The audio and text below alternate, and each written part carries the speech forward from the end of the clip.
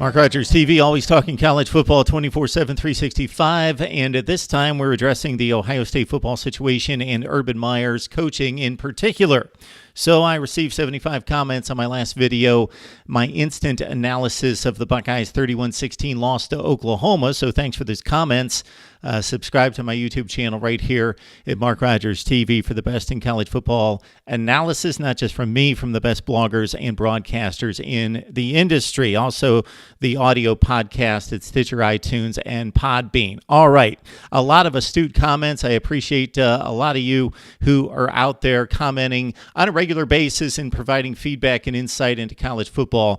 I try to respond to as many as possible. There are also some very ignorant comments being made, both to my YouTube channel and to social media in general, in relation to Urban Meyer's coaching ability. Was he outcoached last night? Well, apparently so. Has he been outcoached before? Yes. Has any coach been outcoached before and will be again? Yes. So Urban Meyer's place in college football history, if he wins 0 more games, is locked.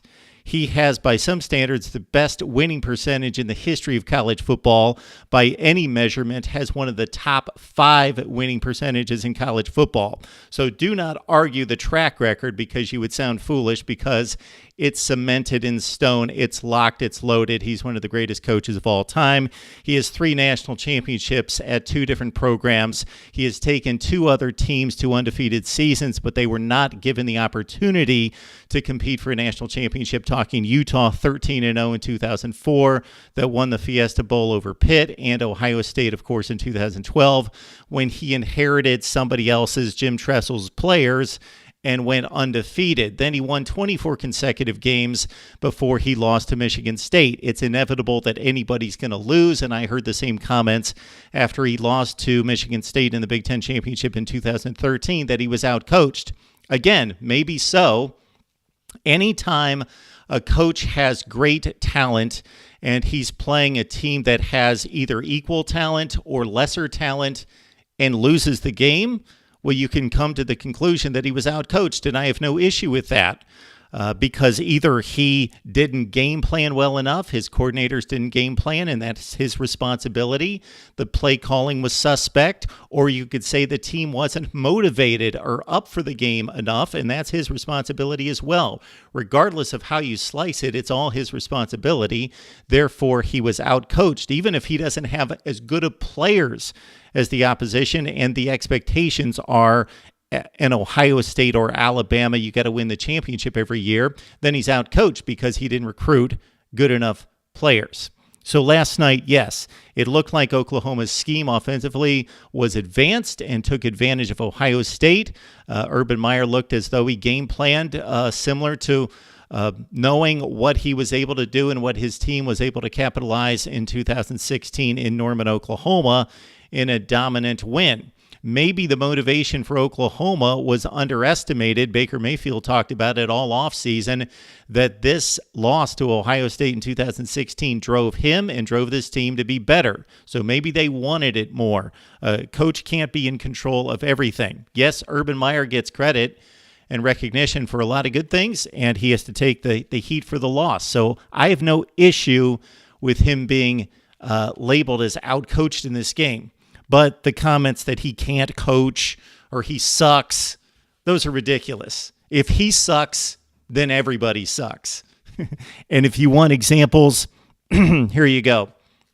So who are considered the best coaches in college football besides Urban Meyer? Well, Dabo Swinney, Nick Saban, Jimbo Fisher, the guys that have won national championships and who field top 5 and top 10 teams every year. Okay, Jimbo Fisher.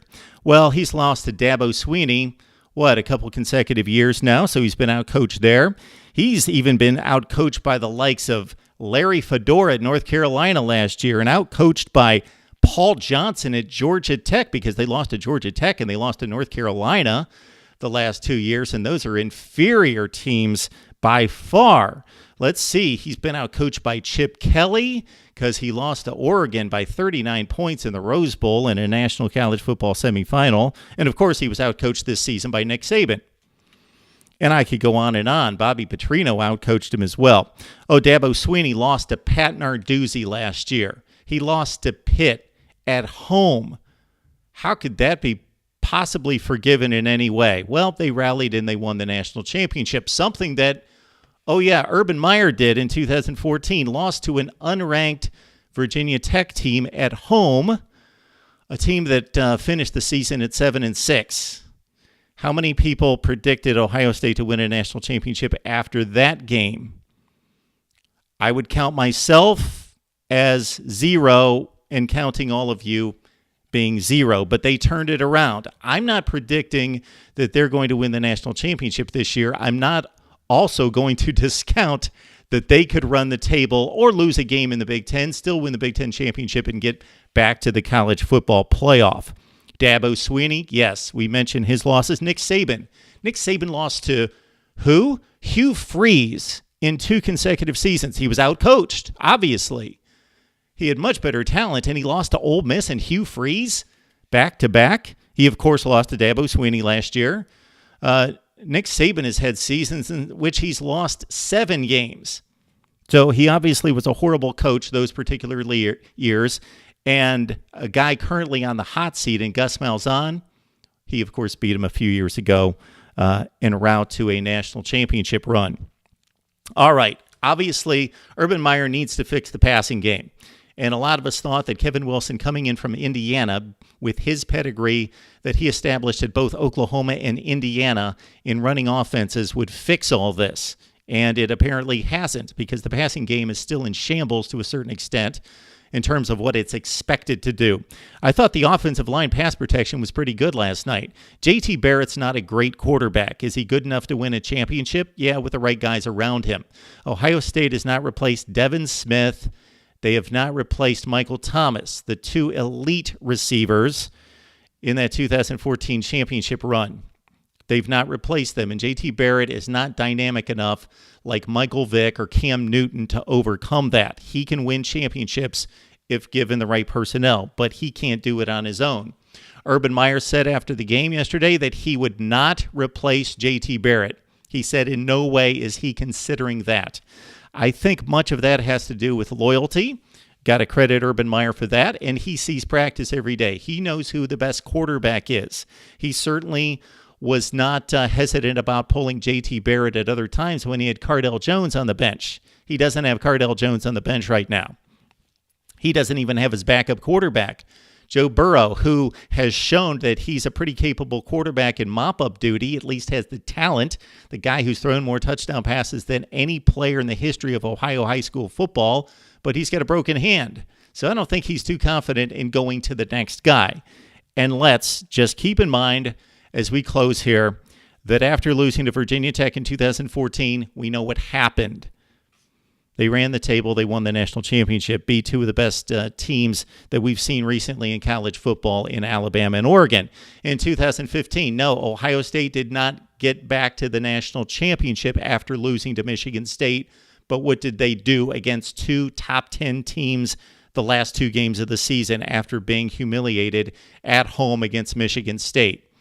They beat Michigan. They drubbed Notre Dame. They beat them both soundly.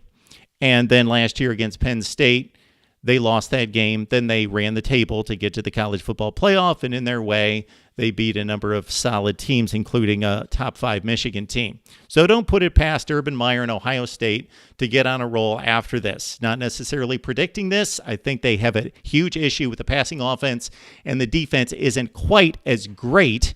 Is it one of the best 5 to 10 defenses in the country? Yes.